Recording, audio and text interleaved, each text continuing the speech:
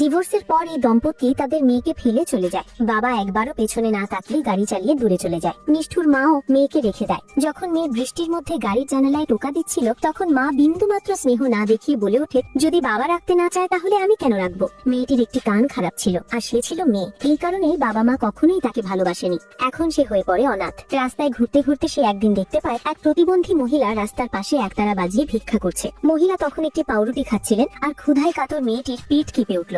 মহিলা করুণার সঙ্গে জিজ্ঞেস করলেন, মা, তোমার বাবা মা কোথায়? মেয়েটি তার দুঃখের গল্প শোনায়। মহিলা তাকে সান্ত্বনা দিয়ে নিজের সঙ্গে থাকতে বলে। সেই দিন থেকেই সেই মহিলাই হয়ে ওঠেন মেয়েটির অভিভাবক। মেয়েটি ছিল পরিশ্রমী ও মেধাবী। একটি কান খারাপ হলেও সে ছিল অসাধারণ। প্রতিটি পরীক্ষায় সে প্রথম হতো। গ্রামের লোকেরা তার মেধা দেখে সাহায্যের হাত বাড়িয়ে দেয়। সেই সহায়তা ধীরে ধীরে বড় হয়ে ওঠে মেয়েটি। আর একদিন সে হয়ে ওঠে এক সুন্দরী তরুণী। সে কঠোর পরিশ্রম করে কলেজের ভর্তি পরীক্ষায় বসে, আর তার দৃঢ় বিশ্বাস ছিল এইবার সে ভালো নম্বর পাবেই। পরীক্ষা শেষ হওয়ার সাথে সাথে সে তার পালক মাকে ফোন করে জানায় সব ভালো হয়েছে। পালক মা খুব খুশি হন। ফোন কেটে দেওয়ার পর তিনি দেয়ালে সাজানো মেয়েটির সার্টিফিকেট ও পুরস্কারগুলোর দিকে তাকিয়ে থাকেন। তার চোখে জল চলে আসে। তিনি জানতেন চোখের অতিরিক্ত ব্যবহার আর কষ্টে তার দৃষ্টিশক্তি অনেকটাই ক্ষয় হয়ে গেছে। তবুও তিনি একবার অন্তত তার মেয়েকে শোনার ক্ষমতা ফিরিয়ে দিতে চেয়েছিলেন। চিকিৎসার খরচ ছিল 10 লক্ষ টাকা। গ্রামবাসী কিছু টাকা তুলেছিল, কিন্তু এখনো অনেক টাকার প্রয়োজন ছিল। তখন গ্রামবাসীরা জানতে পারে মেয়েটির আসল মা এক ধনী ব্যবসায়ীর সঙ্গে বিয়ে করতে চলেছে। তারা মহিলাকে পরামর্শ দেয় যেন তিনি গিয়ে তার কাছে সাহায্য চান। মহিলার একটু দ্বিধা হয়, তবুও মেয়ের কথা ভেবে কিছু স্থানীয় উপহার নিয়ে বিয়ের অনুষ্ঠানে হাজির হয়। কিছু অতিথি তাকে চিনে ফেলে